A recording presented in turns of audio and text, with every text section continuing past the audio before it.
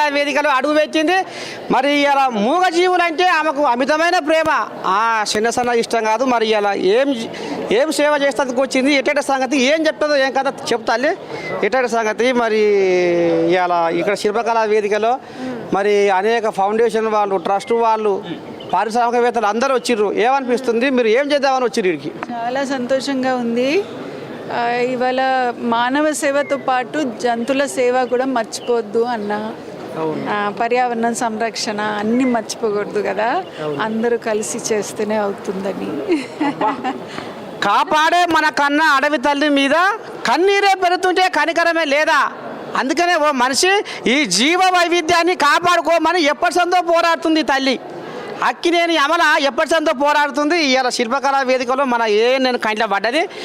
ఇంత రామసక్కదనంగా చెప్పుకొస్తుంది. ఇంకా సరి మరి ఇంకా నువ్వు ఏం సాయం చేద్దాం అనుకుంటున్నావు? ఇంకా ఇది చాలా బాగుంది. గోంగడి భలే ఉంది. చలి పెట్టదు నాకు.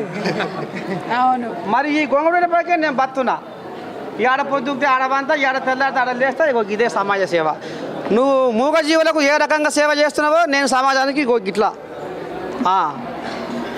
చాలా సంతోషం. ఇంకా ఇంకా ఇంకా ఏం చెప్పదలుచుకున్నావు ఇవాళ? ఇంకా అందరు చెప్తారు, నేను వినడానికి వచ్చాను. సరే.